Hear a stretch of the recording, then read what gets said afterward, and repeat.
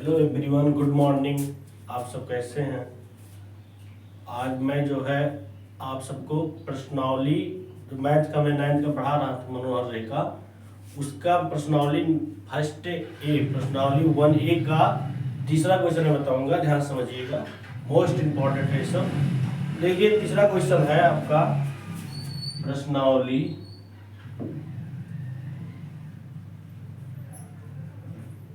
प्रश्नावली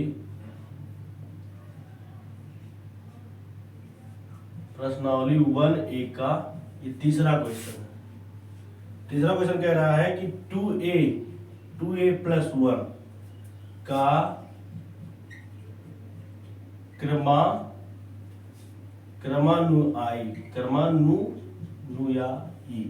देखिए 2A plus 1 का क्रम अनुयायी मतलब इसके बाद कौन सी संख्या है? क्रम से आने से 2 के बाद क्या आता है? 3 आता है, 3 के बाद 4 आता है।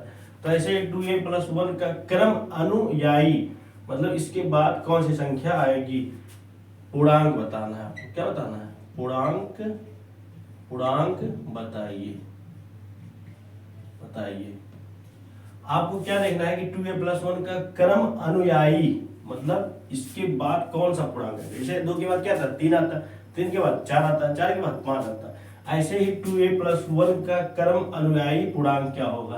तो इसका उत्तर हो जाएगा। देखिए आपने क्या देखा कि 2 के बाद 3 आ रहा है ना, तो उसमें कितना जोड़ा जा रहा है? 1 जोड़ा जा रहा है, 1 ऐड किया जा रहा है। इसी तरह से ये बीजीय व्यंजक के रूप में लिखा है, तो इसका क्रम अनुयायी निकालना होगा तो इसमें क्या किया जाएगा? 1 जोड़ा जाएगा, क्योंकि किसी भी पूर्णांक का क्रम अनुयायी मतलब आगे आने वाला जो पूर्णांक होता है उसमें 1 जोड़ने से मिल जाता है। इसी तरह से इसका अगर हमें क्रम अनुयायी पूर्णांक निकालना हो तो इसी में 1 जोड़ दिया जाएगा। तो इसलिए इसका उत्तर हो जाएगा 2A प्लस 1 का क्रम अनुयायी पूर्णांक बराबर, इसी में 1 जोड़ दीजिए। 2A प्लस 1, इसी में क्या करना है? 1 जोड़ देना। इस तरह से 1 जोड़ दीजिए, 1 जोड़ दीजिए तो ये हो जाएगा 2A प्लस 2 हो जाएगा, नहीं हो जाएगा? 2A प्लस 2 हो जाएगा, ये हो जाएगा। अब चौथा क्वेश्चन है आपका कि 2/3 का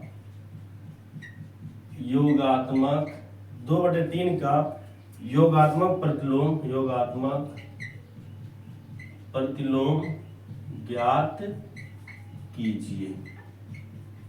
देखिए 2/3 का योगात्मक प्रतिलोम निकालना है। आप जानते हैं कि किसी भी संख्या का योगात्मक प्रतिलोम वह संख्या होता है जिसको इस संख्या में जोड़ दिया जाए तो इसका मान जो है क्या हो जाए? 0 हो जाए। किसी भी संख्या का योगात्मक प्रतिलोम वह संख्या होता है जिसको उसी संख्या में जोड़ दिया जाए तो उसका जो मान आ जाए वो 0 आ जाए।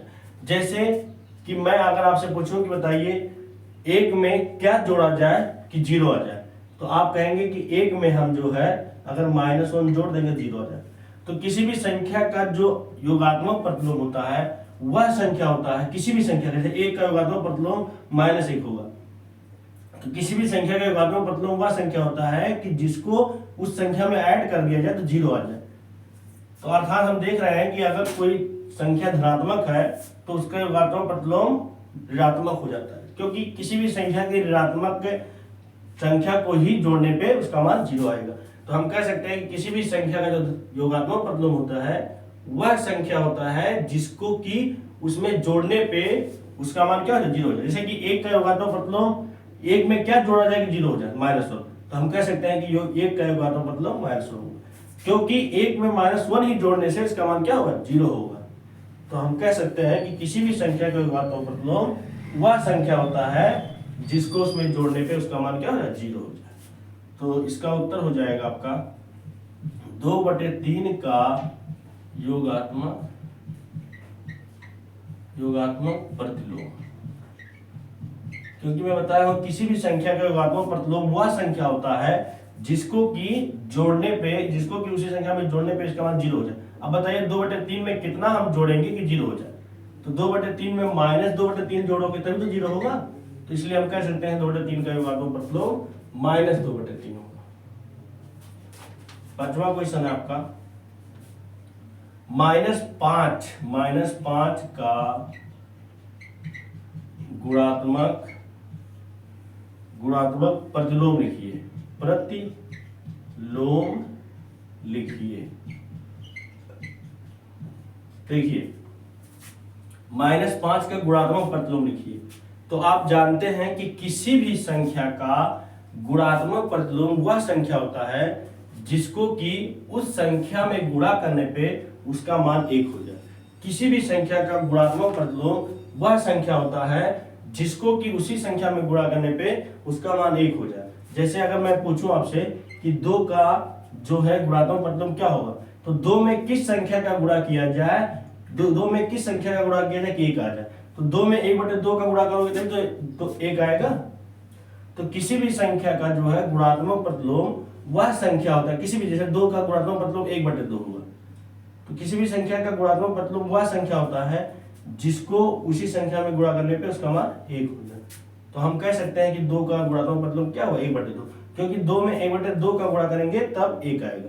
तो हम देख रहे हैं, क्या देख रहे हैं कि 2/1 मतलब 2 किसी भी संख्या का हर एक छिपा रहता है। तो उसका गुणात्मक प्रतिलोम हम निकालने के लिए क्या किए कि 2/1, तो इसका गुणात्मक प्रतिलोम, इसी का व्युत्क्रम उल्टा हो जा रहा है, मतलब हर अंश के स्थान पे चला जा रहा है और अंश हर के स्थान पे।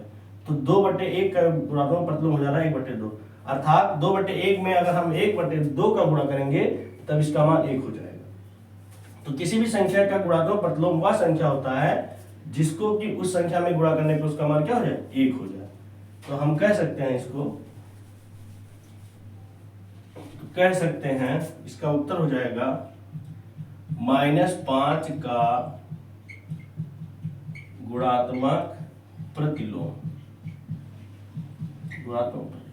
तो -5 का गुणात्मक प्रतिलोम, -5 में देखिए -5 का गुणात्मक प्रतिलोम निकालना है तो -5 में कितने से गुणा करेंगे कि जो है 1 हो जाए। मैंने आपसे बताया है कि अगर किसी भी संख्या का देखिए -5/1 है, अंश 5 है, हर जो माइनस देखिए अंश -5 है और हर 1 है, तो इसका जो गुणात्मक प्रतिलोम होगा इसी का व्युत्क्रम उल्टा हो जाएगा, क्योंकि इसके उल्टे को ही हम अगर गुणा करेंगे तभी इसका मान 1 आ जाएगा। तो इसलिए -5/1 का जो गुणात्मक प्रतिलोम होगा 1/-5 हो जाएगा, क्योंकि इसी का अगर इसमें हम गुणा करेंगे तो इसका मान क्या हो जाएगा, 1 हो जाएगा। तो आप सब इसका स्क्रीनशॉट ले लीजिए और आप सभी लोग सपोर्ट कीजिए, लाइक कीजिए और सब्सक्राइब कीजिए, जिससे कि आप सबका सपोर्ट मिले, मैं भी कुछ परिवर्तन करूं, बदलाव लाऊं और आप सबके लिए बहुत कुछ कर दिखाऊं। इसी उम्मीद के साथ मैं बना रहा हूं कि आप सब देखिए, अच्छा लगे और उसके बाद सब्सक्राइब लाइक करिए। चलिए इसके बाद मैं आगे बढ़ा।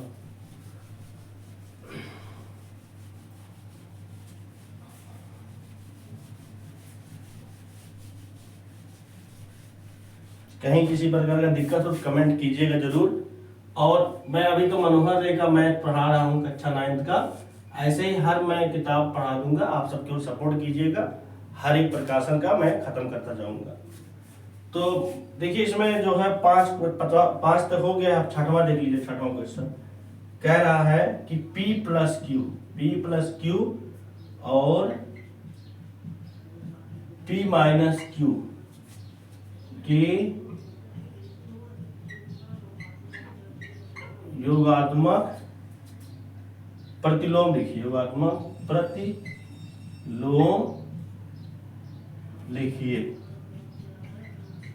देखिए P+Q और P-Q के योगात्मक प्रतिलोम लिखिए। जैसा कि मैं आपको पहले बताया हूं कि किसी भी संख्या का योगात्मक प्रतिलोम वह संख्या होता है जिसको उसमें जोड़ने पे उसका मान क्या हो जाए, 0 हो जाए। जैसे 2 का योगात्मक प्रतिलोम -2, क्योंकि -2 को 2 में जोड़ोगे तब तो मान 0 होगा।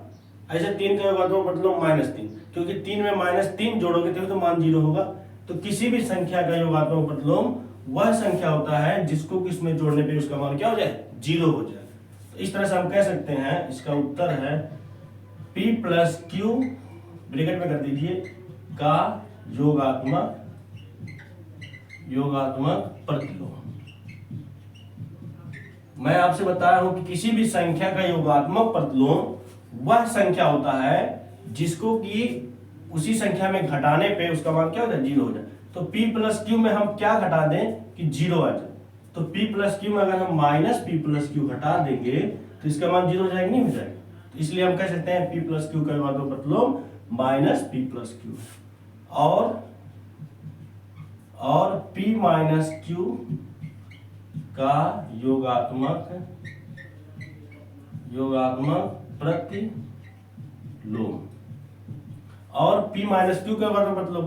तो मैं बताया हूं किसी भी संख्या का योगात्मक प्रतिलोम वह संख्या होता है जिसको कि उसी संख्या में घटाने पर उसका मान क्या हो जाए, 0 हो जाए। तो ऐसे ही इसका भी योगात्मक प्रतिलोम माइनस p माइनस क्यू हो जाए। तो इसे एक बार सॉल्व कर लीजिए, ब्रैकेट हटा दीजिए, माइनस का गुणा प्लस में माइनस p, माइनस का गुणा माइनस में प्लस q। इसे आप पहले प्लस वाला लिख दीजिए q माइनस p हो गया। तो इस तरह से ये आ गया, एक आपका ये आ गया और ये आ गया।